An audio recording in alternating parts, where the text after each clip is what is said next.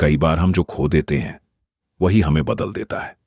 आज की कहानी एक ऐसे राजा की है जिसने अपनी गलती से अपनी किस्मत खो दी और फिर उसी गलती से सब कुछ पा लिया। एक समय की बात है, विक्रमगढ़ नाम के राज्य में एक बहुत बड़ा कंजूस राजा रहता था। राजा बलवंत।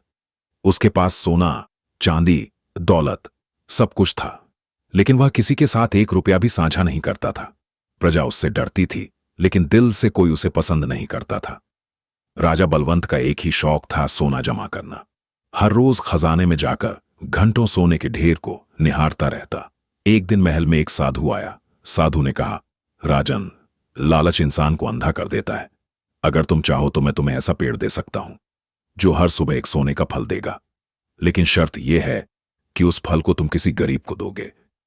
राजा अंदर ही अंदर हंस पड़ा। मैं क्यों किसी को सोना दूंगा? लेकिन उसने दिखावे के लिए साधु की बात मान ली। साधु ने एक छोटा सा पौधा दिया और चला गया। अगली सुबह राजा पेड़ के पास गया। वह देखकर हैरान रहा। पेड़ पर सच में एक सोने का फल लगा था, लेकिन उसने उस फल को गरीबों को देने के बजाय चुपके से अपने खजाने में रख लिया।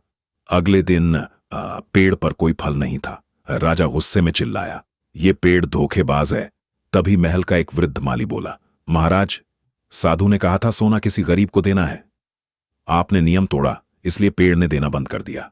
राजा मजबूरी में अगली सुबह मिला। सोने का फल एक बूढ़ी विधवा को दे आया और चमत्कार, अगले दिन फिर से पेड़ पर सोने का फल था।